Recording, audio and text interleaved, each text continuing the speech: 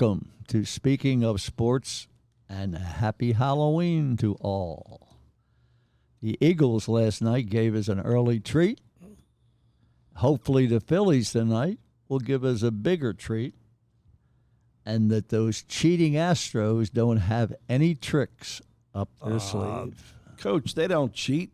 You kidding me? There goes Dean on live. Yes. 8 for 8 Dean. Walk by. It's not cheating if you don't get caught. No. Yeah, that bat thing. Good morning, everybody. Speaking of sports, the Wiz, Chuck, and Coach Al. What a weekend, hey, gang? Man, dear. Someone would have told you that the Eagles were going to be undefeated, and we're watching World Series Game 3 at home. They told you that 2 months ago. I would take that. Yep. Take it. That's a treat, isn't it? That's a big treat. Could be the biggest treat ever. Yeah, what a buzz. Everywhere you go, people say they like to use Wawa. Everybody's nicer in Wawa, I don't go to Wawa, so I don't know that. But people are definitely carrying the buzz, the vibe. It's great. Oh, man, you talk about great for commerce. Try going out this weekend. I mean, forget about it. Everybody's out. It's just the thing. You can't explain it. But when they show the Phillies fans celebrating, you got 2-year-olds all the way up to 90-year-olds. It's just nobody not. It's just every section of Philly, South Jersey, it's just such a fever. And I'm going to say I've never seen anything like it before because I don't recall, even when the Eagles won the Super Bowl, anything close to this. I mean, that's my impression of it. What do you got, Wiz? I think you're I think you're probably right. I mean, I don't have a lot of memory of like what the 80s were like. Yeah. Obviously, I want any memory. Come on now. Or the 90s. So I don't know what those World Series were like, but I can compare it to 08 and the whole scene around Philadelphia. It does seem even more hype and excited now than we were in 08. I think a lot of it's expectations too. We expected that 08 team to just be amazing. My bad. I should have deferred to the guy to my right for a couple more years than I do. Yeah. Well, World Series. Chad, every week at the podcast, you're around someone in the 80s. So let me just put it that way. But you know what's amazing? I had 3 or 4 calls in the last couple of days from friends saying they've spent so much money on grandchildren, this and that. Yeah. 4 places they went to, they couldn't get this, and who went over to Philly to. It's great. It's great.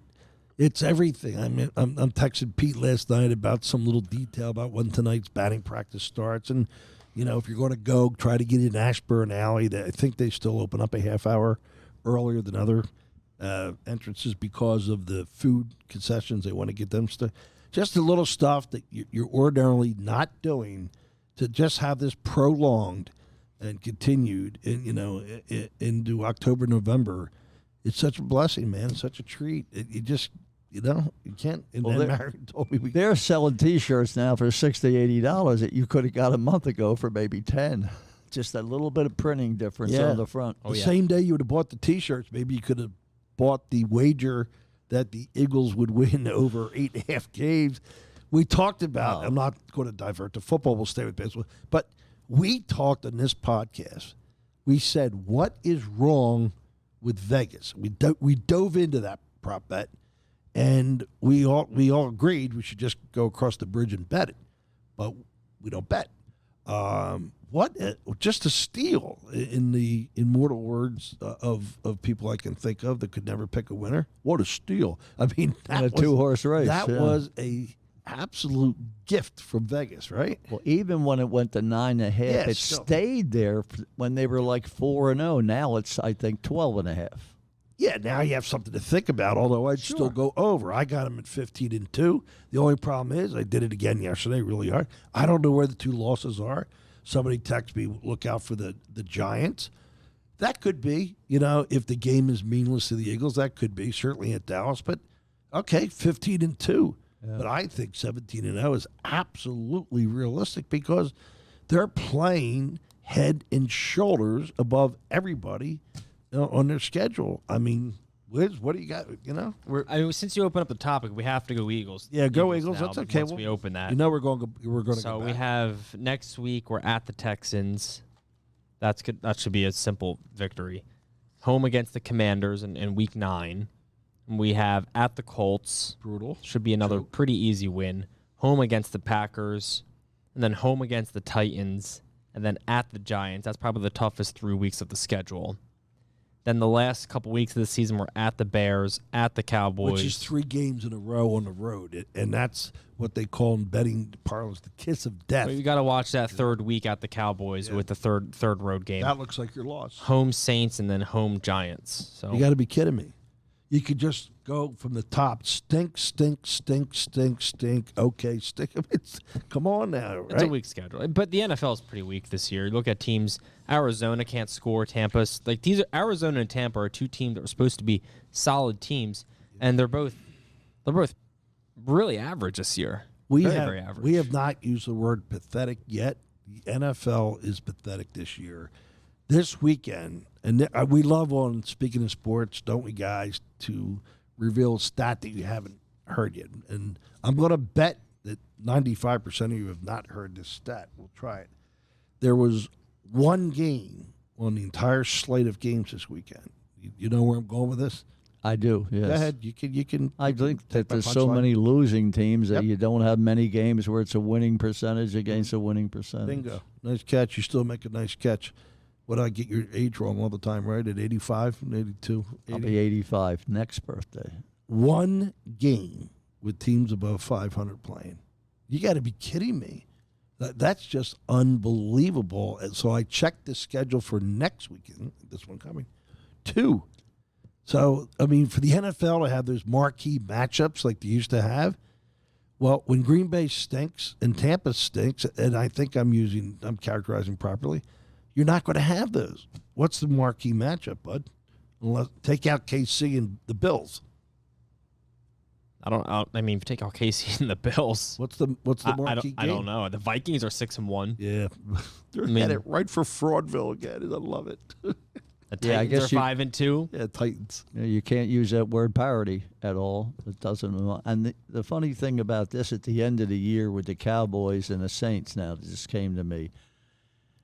With the Eagles getting the Saints draft choice next year, if the Eagles were ahead enough to rest some people, Yeah. would they consider, though, we want to make sure we meet the Saints and improve that draft choice? They should. I mean, strategically, Yeah. you have to factor that in. Absolutely, I Yeah. mean, that's going to matter a lot. But I don't think at the end of the season the Eagles are going to be playing for home field throughout. I think they're going to have that wrapped up.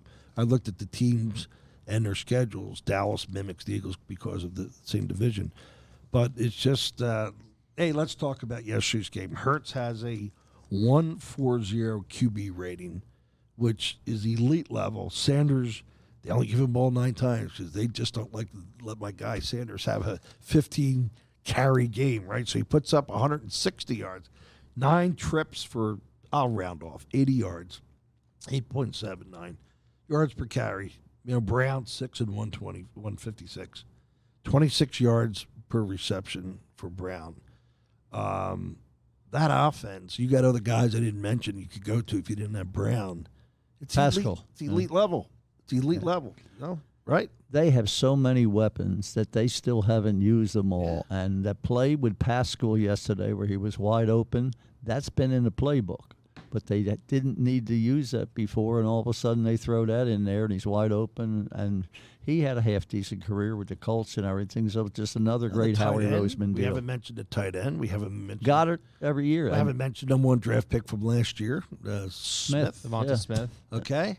So A lot when of you're- weapons. When you're lining yeah. up to defend the Eagles, and you got the quarterback that can run like crazy. In my opinion, he's second best in the league in that Well, let's capacity. hold that. We'll go there in a minute. All right. Gee, you're being really tight rein on me today, huh? Don't go out of your Well, way there, I know you're big going to boy. make another point and then come back, but Go I have ahead. that on the docket. All right. I'm so. sorry. Go ahead. Take Oh, that. okay, I'll complete the point that I think you were making. The Eagles Trick or treat. are, in my opinion, the most balanced team in the NFL. Okay. They do not. You can't look at that team and say they have a glaring weak spot. The quarterback plays solid. The running back play has been solid. Their receivers speak for themselves, led by A.J. Brown. Look at their defensive line. I thought was already very strong, and then they go out and add Robert Quinn.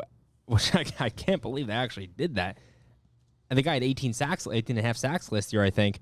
Their defensive line is now it has to be one of the best in the league. I'm not versed on all that, but it has to be one of the best in the league.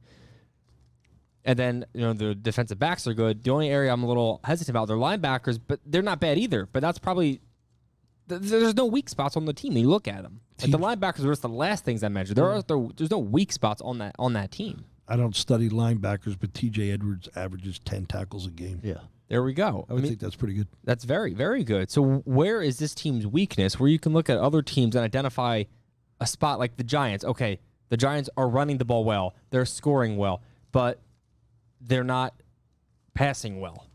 Now, Daniel Jones maybe have an okay year, but they're not converting him to passing touchdowns. But they're running they have errors or issues you can point to where the Eagles don't seem to have that. Jalen Hurts looks like the most complete quarterback right now, the way he's been playing the past few weeks, save for maybe Josh Allen. Well, the only problem might be our big boy in the middle there. Davis got hurt yesterday, and we're deep. That can hurt you because he is the main man against the middle of the line where they're double teaming him all the time. We have now, good. Now, for what you were saying what Chuck was saying a second ago about where does Jalen rank, the question is, so it's funny, if you look back for a second, earlier before the season started, it was Jalen Hurts isn't even, how many people in Philadelphia were saying Jalen Hurts isn't even a top 15, 20 quarterback, and now the question is, he's not Josh Allen yet, he's not Mahomes yet. How quick that perspective changed. Is Hurts officially a top 5 quarterback in this league right now? It's not a joke. It's a joke. Completion percentage, he's 7th right now at 67%. Geno Smith is first, 72%. Mm-hmm. Yards per attempt, Jalen Hurts is 2nd at 8.5. Tua is first at 9. Quarterback rating, Hurts is 5th at 105. Coming up. Tua's first at 112, so pretty close. Watch that flip. Touchdowns, kind of a hard stat. How you score? But what's good is the interceptions. Yep. For minimum 100 attempts. Yep. He is tied 2nd least. Tom Brady's first with, I think, 1 interception. Hurts only has 2 interceptions this year. That's really good for a young quarterback to be that's smart, to be reading the defense that well and not making bad passes. He's come along as a leader. You can just throw that in there. Yeah. It's just you didn't project him, and all the naysayers were saying he can't throw the long ball. He doesn't have the touch. He can't pick up the second and third receiver. He has made so many good decisions, and you see him when he's got caught running towards the sideline. He's not risking the interception. He throws it out of bounds. He really looks like a veteran. You know what's my favorite part? I guess I'm out of this thing. Go ahead. Hurts. He looks good today in this sport coat. Now he's looks wonderful. Hurts after the game yesterday was my favorite part. Hurts after the game yesterday was not happy with his own performance. He had a near perfect quarterback rating, 140 something, and the highest is like 153 or something like that. 4 touchdowns, no interceptions, and he says, "I could have been sacked less. There's things I wish I did differently." Yeah. Look, no one's ever going to complain 140 quarterback rating, but the point is that he's not satisfied. And that is the mindset of someone who is a natural leader. They're going to lead this team. He's going to push these guys to be better, even when he was at near perfection. Good point. Yesterday. Let's not pontificate too much, but that's a great point. Well, the whole podcast is about pontification.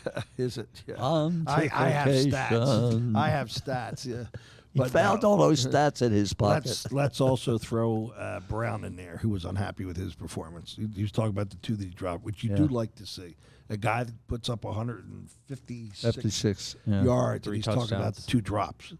And he goes, it's not like me. I don't make them. I'm better than that. And I'm like, this guy wants to go out next week and do better than 156 yards. I mean, that's what makes an athlete. Speaking about Brown and the touchdowns, I don't know if you saw it, but people will have to remember a bad trade they thought many years ago. Yesterday was the second time an Eagles quarterback in their team history threw 4 touchdown passes over 25 yards. Yeah. And the infamous Norm Snead was the other. He was the one they traded Jurgensen with the Redskins. At one point, they blitz Hurts, and it's like his blind side, so he doesn't see it on the snap. Drops back, and then picks up the blitzer, okay? The linebacker's like 4 feet from him. And there's a big sack, and he's going to get racked. He does a ball fake. He takes the ball, I don't know if you remember the play, and dekes like he's going right with the ball, like you may in basketball. He does a ball fake right, and spins the other way, and the guy's no longer near relevant in the play, and he's able to make his next read option. I mean, if you're defending that guy and you know he could run and you know how good he could throw now, and you know other guys can run and catch, I mean, how do you defense the Eagles? I mean, nobody's doing it. Well, so far they haven't figured it out. Right, yeah. Did you find the Pittsburgh game plan questionable at best? I didn't get it. Well, when you have your best defensive back, Fitzpatrick, who's very well thought of in the league, top 5 probably, when he's on Brown just about a half a step away, you can't complain about the coverage if you're the Pittsburgh coach, but the pass is so perfect, and Brown just puts his hands up at that last half a second so that Fitzpatrick's eyes can't see when the ball's coming. Yeah. I mean, it was just precision. And to say about a young man that didn't have a touch before this season started. If I'm coaching Pittsburgh, I'm going on 4th and 3, 4th and 4. I'm going to look at that game model as a multiple 7s, not 3s. I'm sorry. First time he had 3rd and 4, right, was a crappy pass, and then kick. I'm running twice. They ran the ball yesterday 24 times for 144 yards, Coach. You had 60 yards per rush. You threw the ball 40 times, 156 for 4.7. Last time I checked, 6-0 tops 4.7. Now, I know the reason it sometimes works out to be that ratio, but you can't tell me with that quarterback in Eagles pass rush, 6 sacks for negative 40 yards, why wouldn't you try to run the ball more? People say, well, you trailed by 2 touchdowns. So what? Make one of them back by running down the field more than you're passing. Since you put this guy in harm's way, when you drop back, he was sacked 6 times. It's got to dawn on you 2 things. We need to run more given our success ratio, all right? We got to be careful of that. And we got to take chances on 4th down. To beat the Eagles, that's what you had to go insane, right? Assuming just the opposite. The philosophy was let's win this game and not let's have a bad record this year. Yeah, that's a good point. I think the Steelers want a bad record this year. Wow. Man, wait till Dean hears the tank word. The tank? They're 2-6. Yeah. Are they going to catch the Ravens or the Bengals? No. Fair point. Why not have a bad year? And what you're going to see if by that time, if they have that bad record with all the good quarterbacks coming out next year, they've made a decision on Pickett, or he's not going to be their man. He's not the guy. He's not the guy. Yeah, I don't know. I'm not versed enough on him to say right now. But here's a fun stat. And we talk about how the standings don't necessarily tell you how good or bad a team necessarily is. The Titans 5-2 on face value. You say, hey, that team's pretty decent. Yeah. Well, listen to this stat. A.J. Brown, 659 yards this year and 5 touchdowns. Every single Titans wide receiver combined, 658 yards and 1 touchdown. I mean, talk about it. That's a different, how different those. Put that into perspective. A.J. Brown, 1 receiver, has more yards than the entire Titans combined. Yeah, I know the Titans are a run-first team, but still.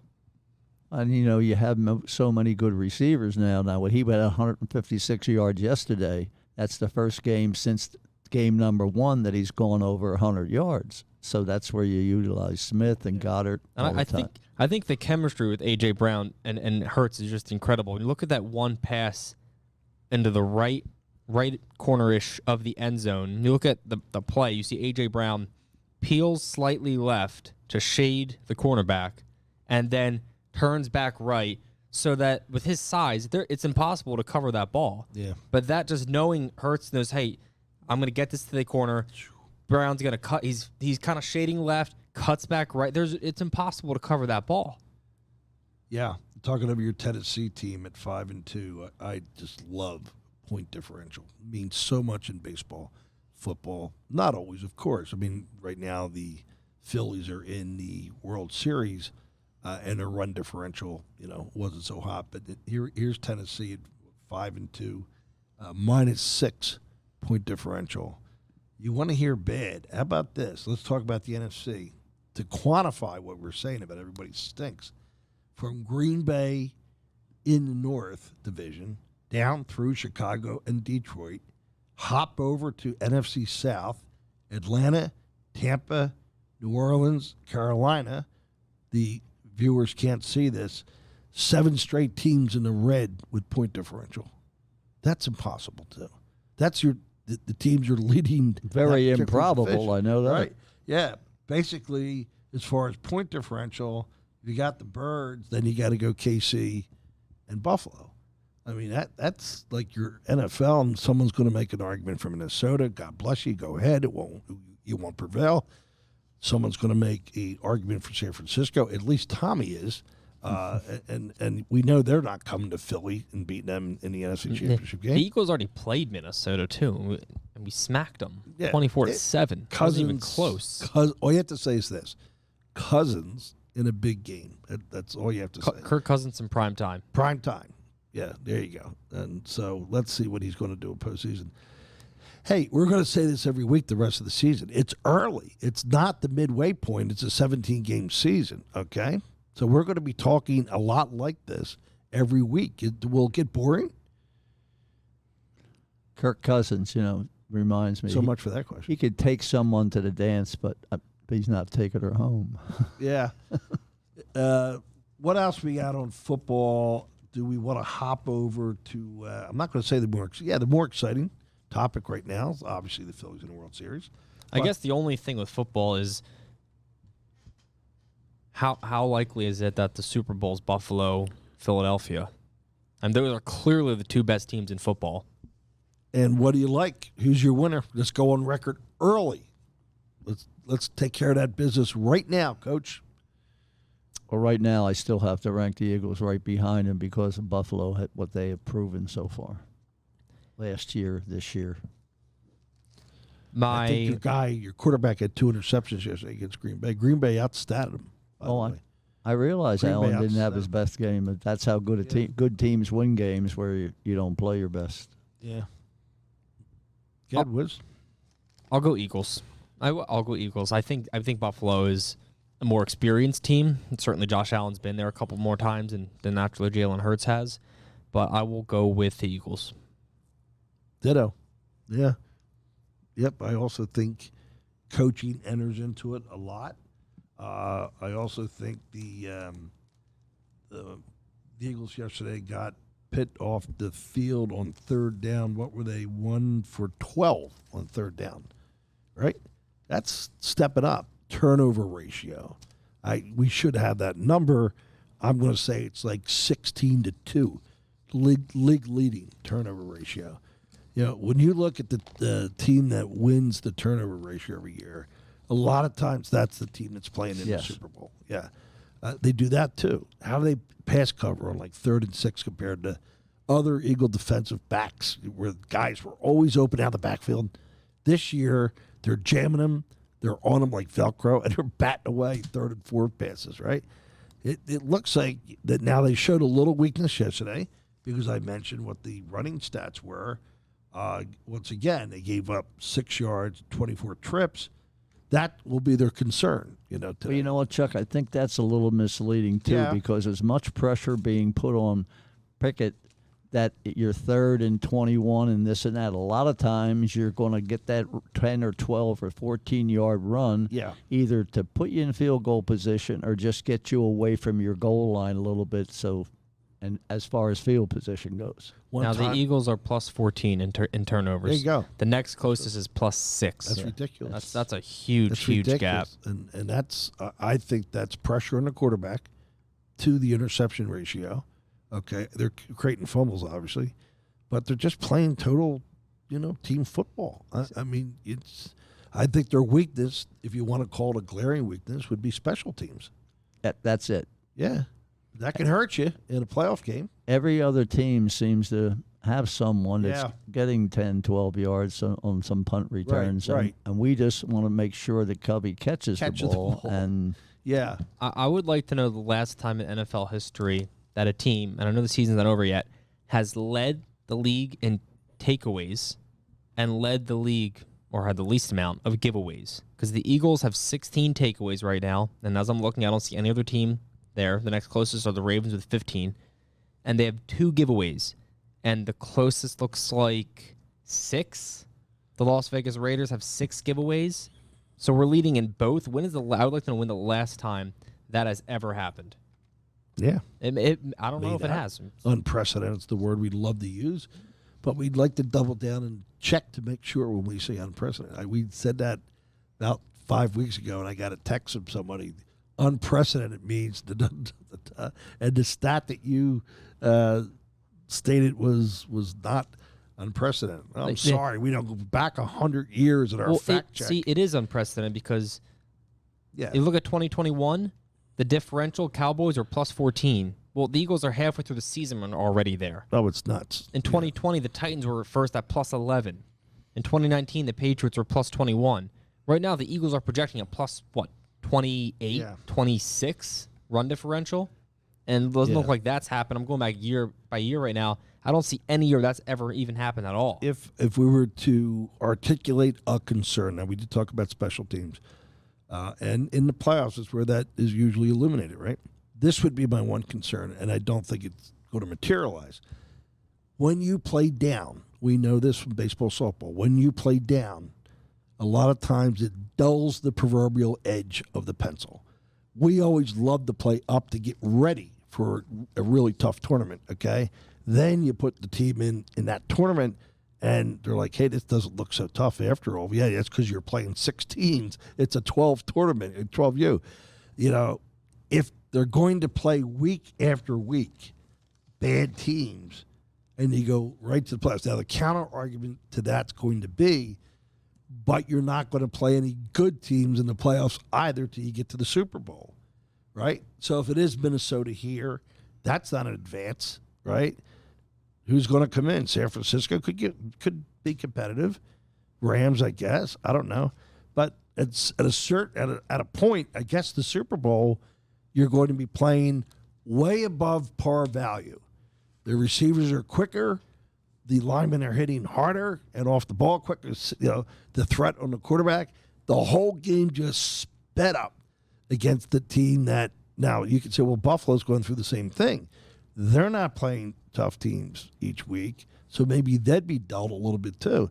That's the only criticism I really have.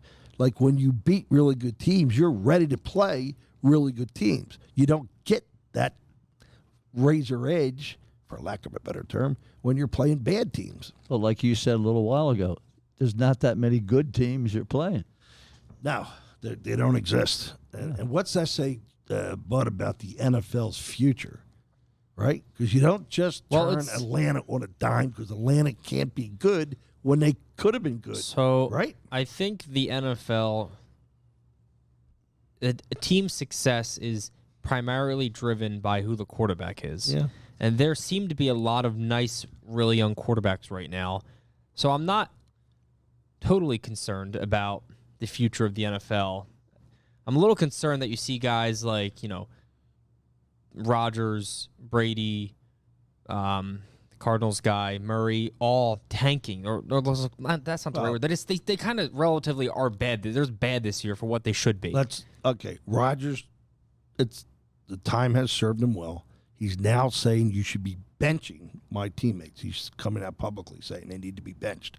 That's bad. Does that build team morale? That locker room must really be buzzing with harmony. Yeah, really. The other guy has a supermodel divorcing him, and it's for keeps now. So where do you think his focus is? Yet his passing stats are still pretty good, but the team's decimated. The other guy you mentioned for the Cards is just not going to develop. I don't think he's going to be a great quarterback. Is his lack of height finally catching up to him? I don't watch the Cardinals games to know what his problem. Right. His numbers don't look terrible, but he's just not delivering like you've seen him before. Exactly. Well, I think, why? And I think what the big thing is too with Howie Roseman 5 years ago, we're not talking. We're negative with our thought process a lot, but the moves he has made, oh God, and the Eagles probably have the best backup at many, many positions where a few injuries is not going to decimate you. It's going to hurt a little bit. And these other teams, when they have a couple linemen going down, and you can watch some of those games where an offensive tackle, second string offensive tackle comes in, and that other defensive man just beats him on 9 out of 10 plays. It's amazing how the exposure you're talking about shows up. Like people go, oh, it's a left tackle. Focus on a skill position, and they bring the sub in, and the left tackle gets smoked 6 plays in a row, and their quarterback's running for his life, and there's no longer game management. You can't run the offense when your quarterback's in a fire drill running scared. You know, you have to have that left tackle strong. Well, what's a real good team do? They help somebody else. They bring somebody in to help chip that guy and help him a little bit. But you leave him out there by himself the whole game and gets exposed, it just changed your whole game plan. All right, I got a couple for you before we hop over to World Series. Yes or no, was it a tad Bush League? And I don't like Bush League stuff. I don't mind cocky cool. I don't like cocky arrogant. But I think when Rose played, he was cocky cool. I don't think he was in your face arrogant. And people push back on that. Kelce yesterday, mask on, 6 minutes to go in the game. Let me just say this, big guy. If that were baseball and you trailed a regular season game and you looked across the field and in the dugout, the winning team, Harper, had some kind of silly mask on, or same thing, whatever, or making fun of the opponent. And I don't know that that's what his intention was. I don't think so. There'd be a problem. You would wear a fastball in the teeth on the neck. It's 3 pitches, okay? The other team would be apoplectic. It doesn't happen. You can imagine an NBA game, Chad.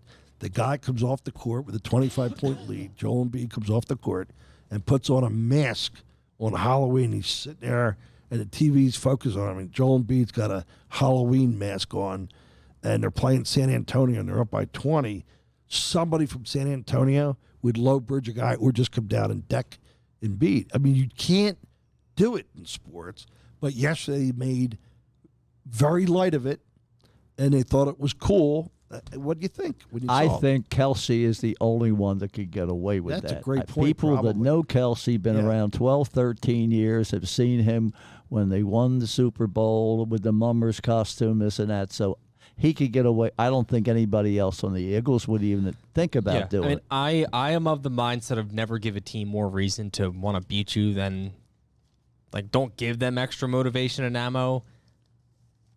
Look, it's not something I'd be endorsing, but I understand that football gets a more liberal, like, a longer leash, perhaps. License. Definitely in this town. I don't know how other teams feel it.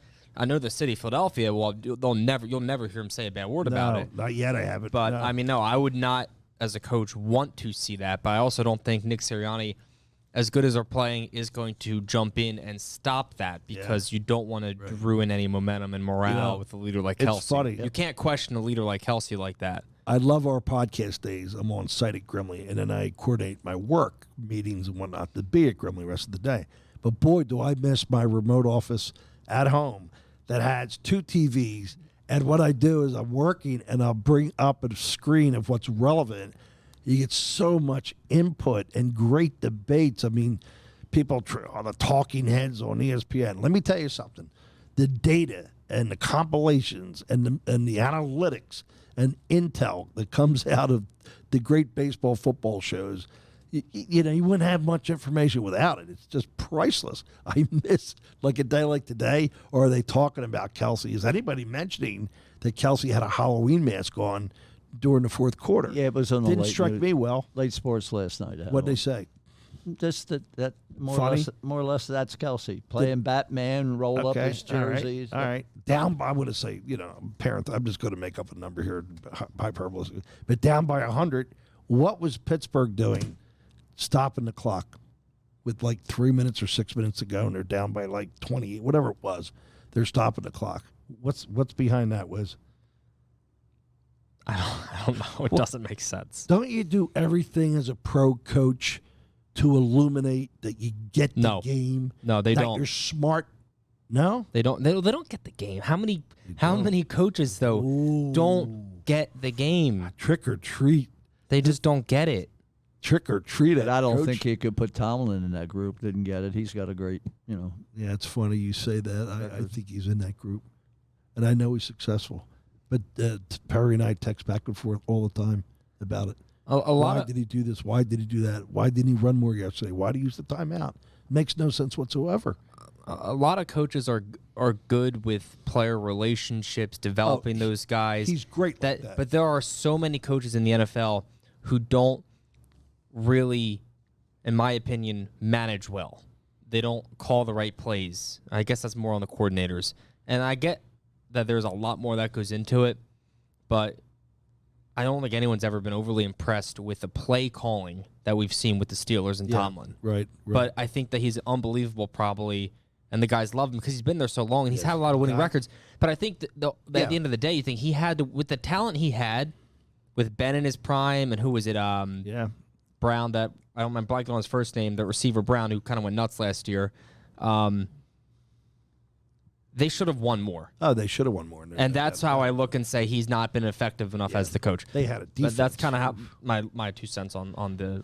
Well, on the things that the viewers may have missed and Jimmy may pick up is in college football where a guy goes up to give another guy a little hand, that gives him a concussion. The guy doesn't have a helmet on, and he goes up with his helmet and goes, "Hey, how you doing?" Bang!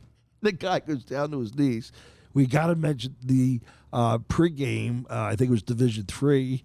If Jimmy has this, and if not, look it up. Where the grounds crew guy in the tractor pregame runs over the goalposts. I don't know if you've got that whiz or not. He drives into the goalpost, and the goalpost falls down, and they have to play the game coach at one end of the field because it went down like a tall building being detonated. It just, boom, it disintegrated.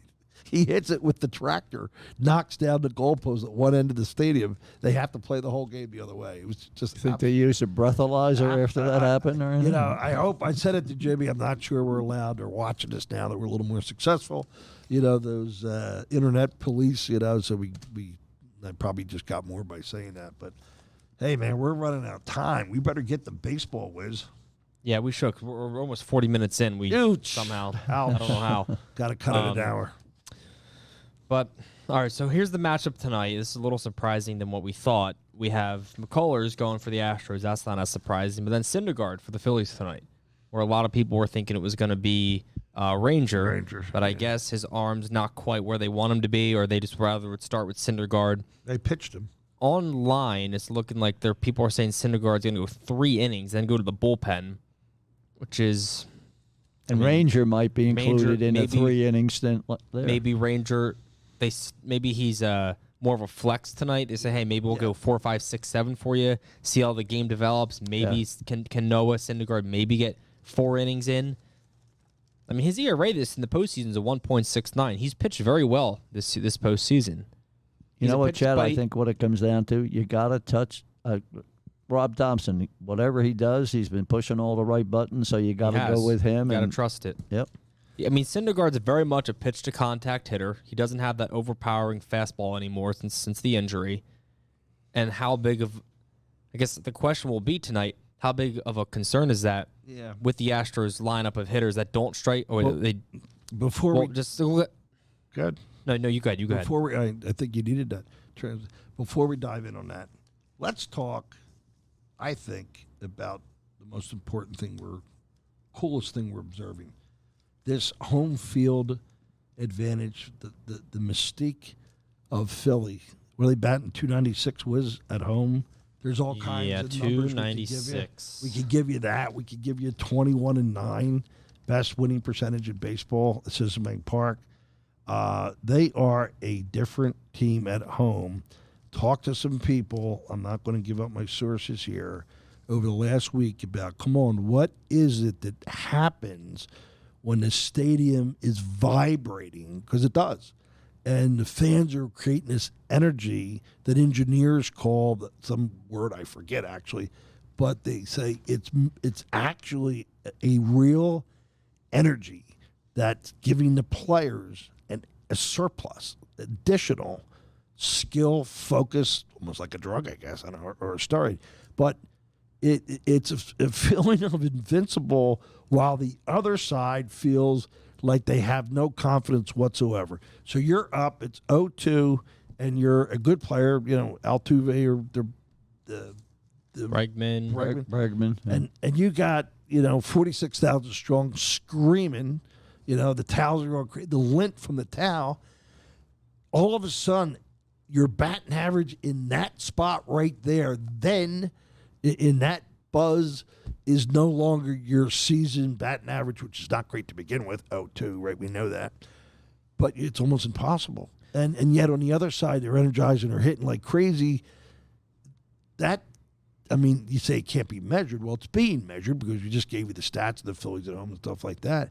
But their batting average goes up to 300, and they're a whole different team. And The Astros are in for a rude awakening tonight. I'll tell you, I don't think there's a tougher ballpark. No. When it's live, No. when the fans are there, than Citizens Bank Park. I don't. And to the Phillies fans that listen, and thank you for the increasing numbers we're getting every week. It's really cool. Across the board, they're up last week. Like, hey, they actually like us. We just did this for fun, and now it's a thing. But let me tell you what, congratulations to Phillies fans. What are you eating there, bud? Looks pretty good. A little candy. It's a Jolly Rancher. Jolly Rancher, huh? The Phillies fans have been recognized by Major League Baseball players on all the channels I'm listening to that say, to paraphrase, there is nothing like playing in Philadelphia, those fans. That's pretty cool when you think of the Yankees, when you think of the Mets, when you think of the Cardinals that have great tradition for having fans. The madness, the hysterical behavior in Philly, everyone is saying we've never seen anything like. Congratulations, fans, on creating that, man. You want wanna it works. You want to hear about behavior. There's a guy on the radio this morning and said because it's Halloween and dressing up, what they're going to let them come in. And he's going to come in with some type of outfit where he has a drum around his body. And he's sitting like 3 rows behind a dugout. And he wants to beat that drum to simulate last year with the giving away with the bucket thing, whatever. It can be nuts. You know what? I never connected the fact. I knew it was Halloween, of course. But I never connected the fact that if you wanted to go as a trash can as an outfit to the Phillies game, I mean, the seats There'll be more than one. The seats are only so big, so I'm not sure that works. But the whole thing about baseball playoff tension, what has it been like, both of you guys, to watch these games with the high wire drama, each pitch, scoreboards, back-to-back almost home runs, dramatic. I mean, the plays that Baums had to make to his backhand with 2 runners on and 2 outs. You're like, oh, no, this during the season, not kicked out in the left field, and he's making them. We can't get Hoskins straightened out at first base. I don't know if that's going to end up killing us. But it's just incredible, the baseball playoff tension when you're watching. And we're talking now 13 games of this, of which I've got down, tell me if you disagree, 11 great games of tension. Oh, yeah. I mean, maybe you could throw out 9-1 against the Braves, round 2. I'll call it round. Okay, throw that out. Not 10-6. You can't throw that. I mean, that's, the 2-0 was good over the Padres. So what's the next game that wasn't full of tension, bud? 6-3 Cards. You came back and scored all those runs in the 9th. 7-6. It's classic playoff baseball right there. Classic. We've never seen anything like this in Philly. I mean, the Super Bowl, you got to buy. You destroyed Minnesota, fraud on the road, okay? You had the Atlanta game, was really good, and there should have been pass interference, and the Super Bowl was great. How do you take Atlanta and the Super Bowl and try to qualify that over 13, but we're not done yet? And they had to go on the road for 8 months to wrap the season up. Well, you know what I think? This is So incredible. If you want to see, you missed Harris. You go first, actually. No, what I was going to say, if you want to, we've created an atmosphere like you're never out of the game with the St. Louis thing, and they come back 5-0 to start with the Astros. Wow. I mean, I watch every pitch anyhow. Yeah.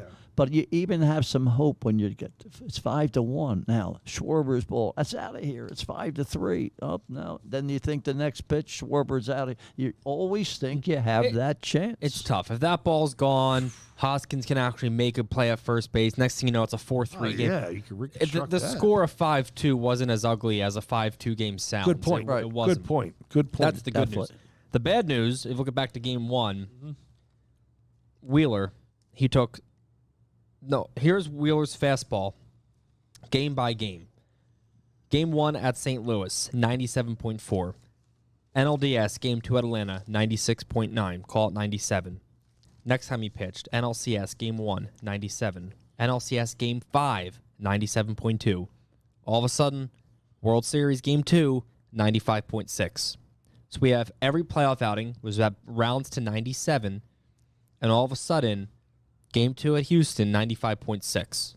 Well, Chad, do you think that's maybe why they started Nola and dropped Wheeler back another day? Yeah, It could be. You think on 6 days, and that was still what he was showing. Yeah. And that very marginal difference clearly was enough for Houston because those first 4 pitches of the game, I mean, Houston looked like they knew what was coming. It was really unbelievable. You never see anything like that happen to Wheeler in the first back-to-back pitches like that.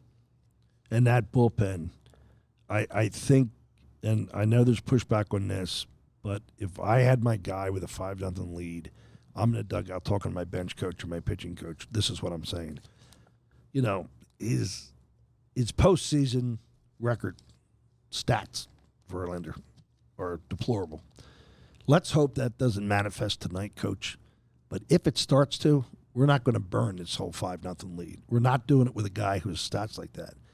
I got the best bullpen in baseball. I'm talking about numbers that are like 081 lights out, forget about it, okay? I can't wait to get to it because I've got 7 of those guys. I'm bringing somebody in before it's 5-5. What do you think on that? Oh, yeah, definitely with their bullpen. And, we've followed it. A lot of people don't because you don't see them that much during the year. They are lights out. So, They are. So Dusty got outmanaged in that first game by a ton. There's other things they thought he should have done too. And our guy was spectacular. He was unbelievable. I'm bringing in Alvarado early. I love that. If you think Get him out. that's where Tell the that game, to the Padres. boy, amen. And Marcus Hayes, maybe. Yeah, Marcus Hayes too, right? I mean, guys, you got somebody that can extinguish a rally. And you look at Boa always said, a lot of people, Rose said, read the scoreboard. Let the scoreboard dictate what you do. I'm going to my ace to quell that now, and then I'll live to see another inning. And I got other guys I could bring in, but I know right now if I give up a 3-run homer, I'm going to be trailing. So, I mean, everything he touched. I mean, on the way home, he must have stopped and had a 16-ounce steak that was the best ever. Everything he touched was fantastic, and he's managing his butt off with confidence, too, the moves he's making. Yeah. And he's guaranteeing he wants to win that game. You're not thinking 2 games ahead, whatever. It's the World Series. You got to concentrate on that game and win that. Now, tonight, they have Lance McCullers going. He's a 2.45 ERA this postseason. He's got a lot of experience under his belt, 68 innings in the postseason. He's thrown in a World Series, looks like twice. He started 2 games, only 7.2 innings. 17. It was back in 2017. Not good. No, but he has experience. Yep.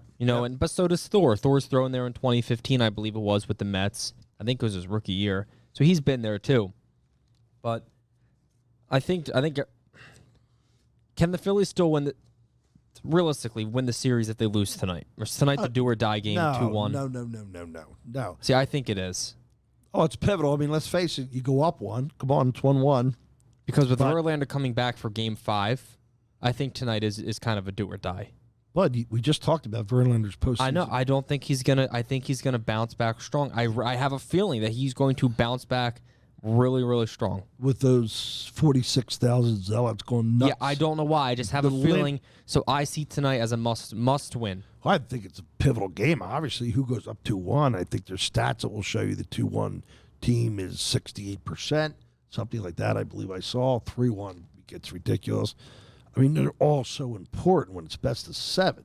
You can't say that game 3 in a best of 7 when it's 1-1 isn't unbelievably pivotal. Yeah, but it's not death. I mean, you can recover down 2-1. It makes you have to win the next game at home, and then I think have to win the following game. It makes you have to win 2. Well, you can look at it this way, too. If they win tonight, then you got the possibility of winning 2 more games, and you're not going to go back to Houston. You ended it in Philly. So That'd be amazing. 4-1. that's in the back of your mind, too, I'm sure. And they can do that because when you look at the offense at home, I mean, they just 9-1, 8-3. I mean, 5 runs a game. That's yeah, pretty solid. That's all you have to say. 5 runs a game in Yeah, postseason. 5-0 at home. And I don't think we said this. The Phillies are 21-9 all time in postseason. I at did Citizens say Bank that Park. actually. We did say that. Say that. Yeah, best in baseball. And I'm going to say this: I've always maintained the theory that good hitting beats good pitching. Okay. Now the Phillies' offense at home certainly meets the criteria of good hitting, and Houston certainly has with their bullpen great pitching. I still like hitting over pitching. I still do. I think they're going to hit at home. Yeah. And I think they can take 3 straight. I really do. Well, not only that, though, if you're thinking that the Phillies averaging 5 runs at home, you're facing a team that's capable of scoring those 5 runs against you every game. This may sound like a really not so well-informed question. Who pitches tomorrow? Hope I didn't stump the crowd on that one. We got to be prepared for that. You're talking for tomorrow's game. Yeah. For which team? Well, Philly. we'd have Ranger probably. On the MLB.com as Rangers set for Depending tomorrow. on what happens tonight. It really has something to do with it. I mean, you're not going to go with a falter after he faltered so bad the other time. Is it going to be by everybody 2 innings? Who did they leave off the roster? They left off. Didn't we? I'm not supposed to ask questions. Didn't we bring? No, wouldn't Falter off the roster? Falter's off the roster. They definitely not going to pitch. Yeah. Well, if Rangers set to pitch tomorrow, and they're saying Thor's only got 3 innings tonight, and tonight is a committee game, and that's not. Yeah. That's a little concerning. That's a little concerning. I'm trying to It project is. 2 games against Houston's offense. I guess it'd be Gibson. If Ranger were to come in tonight and back up Thor somehow, if we have a close game and they want to bring him in, then I don't think you have any other option. You but might Gibson be tomorrow. forced to pitch Gibson. You might be forced to. This is the Or Eflin, but I doubt they'd start Eflin. Is this the speaking of sports low moment that we're not prepared for who the game 4 starter would be? I think I don't think the Phillies are prepared. This is. Ranger's going to pitch tomorrow unless he pitches tonight. I think our viewers and our fans that love us see how genuine we are right now. We could edit all this out. We could have stopped 3, 2, 1 is what we say. We cut, but we don't cut. We run this show without edits. Is that not true, Al? Wiz, that's what we do. Yeah, but I don't think we're off point. I think we should know game 4. We said it's Ranger. Ranger Suarez is the projected pitcher, but he might come in tonight. That's what we're saying. What if Philly Rob has a situation where he feels he needs to bring in Ranger? I mean, right now, who do you bring in the 4th inning of this game? Is it Eflin? If it's a close game? Well, it depends. Who's up? All right, it's 2-1. And they're saying Thor's got 3 innings in him. Who do you bring in? You know what I never got into for being a baseball guy? I never got into pitching bullpen matchups. Well, that's what we have to be doing here, though. He knows this, too. It's something I just don't have a natural appetite for. Like, if it's going to be Eflin, then can he get us 3 to 4 to 5? No, 3 innings. Yeah. Can that get us to Alvarado? Can that get us to where we need to be to then close the game out? If it's low pitch impact inning baseball, you got guys that could go 2, right? I mean, it depends on how they pitch. I mean, now, the other question is, somebody comes in and throws 32 pitches, he's not going to start the next inning, right? what if the score is 10-0 Astros in the 5th inning? You start throwing position players? Oh, absolutely. Absolutely. Is Mayton on the roster? It is absolutely strategically beneficial in that sense. Oh, I'm pitching Harper or not Harper. Well, not Harper. Position players. Yeah. Well, I should know this. Tell him to go in there and lob it. Tell Verlander to lob meatballs over the middle. Yep. Is Nelson on the World Series roster? I should know that, but when I mentioned about Falter a few minutes back. You keep talking, stretching it. Wiz is going to have the postseason roster in front of us. But the guy that you mentioned earlier, Falter, I'm positive he's not on. If Falter's gone, who was your question? About Falter and Nelson. Ricky Nelson? He's not going to pitch I don't tonight. see him. Yeah. No. Don't see him. I don't see him, no. I don't see him. But we do have Nick Maton, so he can come in and pitch tonight. So if neither we needed him. So neither Nelson or Falter are on the World Series roster. Correct. So they're going to look at Ranger and then not use him tonight, and I'm okay with him starting. But the problem is when the Astros roll over their pitch, and of course we just said we denounced Verlander, not the Wiz. You get back into that, that rotation is difficult. You're going to try and get a couple innings out of Bellotti, a couple innings out of Brogdon. This is why we got to win the game by the 6th inning. This is You're why not going to beat their bullpen lead. This is why tonight is a must-win. I'm tending more to agree with you. Because of tomorrow's situation. Yes. Tomorrow is a tough situation. I'll give you and that. we have to win Game 5. So we have to be 3-2 going back to Houston. If we don't win the series at home, I don't think we're going to win 4-1. Houston's a pretty good team to beat 4-1 in a series. We have to be 3-2. If we're 2-3, we're not going to win back-to-back at Houston. Okay. We have to be 3-2 and then pick one. Go win Game 6 or Game 7. Let me violate the next rule, which, by the way, fans, is we never ask each other questions we don't think the other person knows. That's not good for a podcast. Longevity. Who does Houston pitch tomorrow night? Because I know we don't know that. Right? Well, they Same could. thing the Phillies are, no, they right? could pitch Christian Javier. Okay. 2.54 ERA and 150 innings this year. The guy's a stud. Houston has depth. Yeah, they do. They do. Yeah, you're right. I'm starting to side with tonight's a must-win. Yeah, Houston listed their main four there, that they had the four starters. They look formidable, don't they? Yes. Yeah. They have depth. They have four. Oh, man. They have four stud pitchers. Yes, they do. 4 stud pitchers. Are we at like minute 58? I think we are. 56, yeah. 56. So we're going to have to start. Do we get anything else we want to? What are you going to do tonight? Who's winning tonight? It's Monday. Phillies winning tonight. Halloween. The Astros do not know what they are walking into tonight. They do not know what it's like to have a real fan base.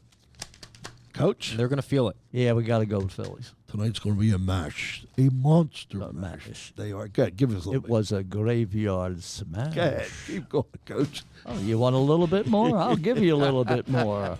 I was working in the lab late one night when my eyes beheld an eerie sight. My monster from my slab did rise right before my very eyes. He did the mash. He did the monster He did the mash. monster mash. The monster mash. It was a graveyard smash. The monster mash. It caught on in a flash. Coach. He did the mash. He did the monster mash. Would have been a good cut 10 seconds ago. Good. I don't want any agents calling. I'm through a second. Ran or rave. Go ahead. Rave, I think we've done back and forth rants and raves, the whole type thing. The rave would be this, to be positive and keep going with Rob Thompson, all the moves he's made and all these decisions we thought about today might happen. And we're going to ride that train with him and the decisions he makes, and people have to come in and perform, and we have to hit the ball. What would you rant about? Angelo and I have a treaty. He acquiesces that the Phillies are great for the area. You do not try to divide Eagles Nation, Phillies Nation. United we stand. So we got past that. It's been an unbelievable ride. So much fun, so many thrills, great house parties. Friday night was insane at the house. Insane. I mean, my cousin's laid on the floor. The other one's cleaned the kitchen because she can't watch. Kelly, I love you. And the comments the ladies are making during the game are priceless. We got to get that onto a show. Just so much blessing, so many thanks for the thrills. Let's just keep it going, man. I won 3 parades. Yeah. I'm greedy. Rave, man. I want the Phillies to win the World Series. I want the Eagles to win the Super Bowl. Right. And this weekend, the Philadelphia Union let's play not for forget the about them. championship at the soccer, and they'll have a parade because they packed that place. Yeah, let's not Here's forget a question. What are Union tickets going for? Not the best, but, average. I would You have have any no idea. I went over there once many years ago as a guest of let's move a it friend along. of mine. I But would love to know. When you say they pack the house, what's their attendance quickly? Want to keep moving? 5,000 to 7,000. They're going to get a new stadium built, the whole thing. Yeah. But, I mean, but they're really rabid. I've Right. watched some of the games. Yeah. Okay. And where is their home stadium right now? No idea. Delaware. Oh, okay. Yeah. Well, I'm all rave. Of course, it's the Phillies. I don't think I can hit with more points than you guys already said. But I will say that I think that tonight the Phillies are going to come out so electric. so amped up. Houston's not going to – they have not seen a fan base like this. And really, most of those guys in their life, unless they played a Philly before, and they're going to be in for a rude awakening tonight. Philly's going to bring it to them.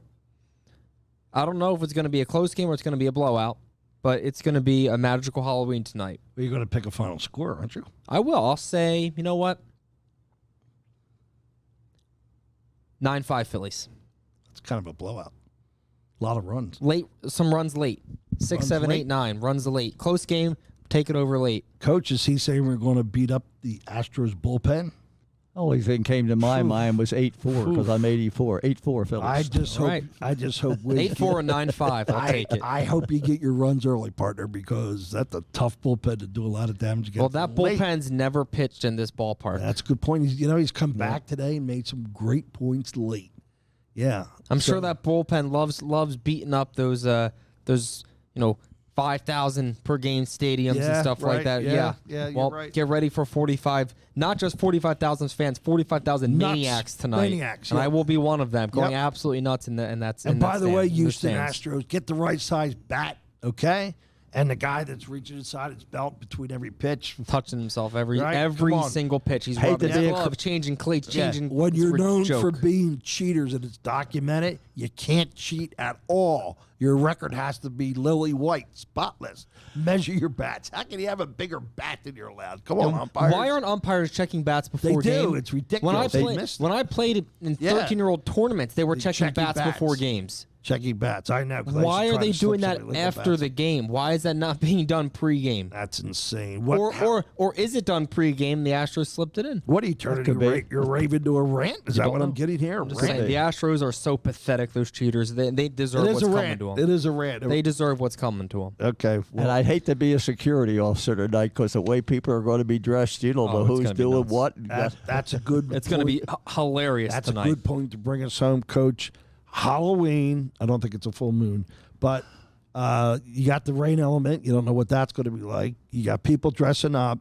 You already had the buzz of the 46, which is insane. There's nothing else like it in sports. We say that because homies. No, it's true. All the people, all the talking heads have said the same thing. See, it could be nuts. It could be absolutely nuts. And here's tonight. my question I'm pondering today. With Thor pitching tonight, I'm a huge Marvel fan. As I said, Thor my guy. dog's name is Odin. Oh God.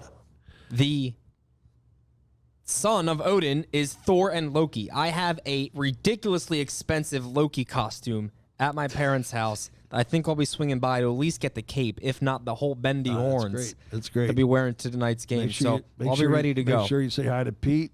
Perry's in there with his parents tonight gonna in be section mayhem. 116, row 3 behind the dugout.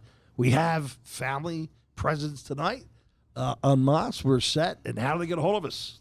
As always, our website, speakingofsportspod.com. Would highly recommend you follow us on Instagram, speaking_of_sports, TikTok at Speaking of Sports, or go to our Twitter, Speaking of Sports Podcast. Check us out. Send us an email, speakingofsportspod@gmail.com. But really, make sure you check out the TikTok and the Instagram. Really, the TikTok. That's going to be a pretty big thing now. And if you haven't, we got some nice clips up there. They're like 45, sometimes 60-second clips or less, something short that you can just get a little tidbit for what's going on, some big points we're making. Think you'll enjoy it. 25,000 views, 10,000 likes, and our Twitter, our YouTube. I mean, that's where people are going to look for you. It's insane. We thank you so much for that support. I'm still getting some texts, not as many as I was, and one of them said, and they didn't respond after I said it was this, make sure you guys check your appearance. Like, I guess our colors, you had one friend, Gary, that was very helpful in that regard. And look how much our appearance has changed. The table doesn't have wires. Today, Wiz got the hats out, and he told her how to put the candy in the middle. Anyway, we're over an hour. We got to wrap it up. 609-828-5569. The lunch offer still stands if you ask a really good question. Yeah, that's a wrap, baby. What do you got? I got to Coach? finish up. I usually don't do a shout out to my friends at the American Legion in Oak Clint who telling me they're following us. That's They great. really enjoy it. And I don't think we said it today, but this is old Coach Al. Chad, the whiz kid Grimley. Yeah, we covered. Yeah. I didn't know if we did. Yeah, we didn't. Yeah, we and did. Chuck, Well, I the boss called it Grimley. Check See, the we're record. I we're think so we're- excited with the game tonight. I think that went by, but We are. happy excited. Halloween, everybody. Happy Go Halloween, Phillies. Trick or treat. I think it's going to be a treat.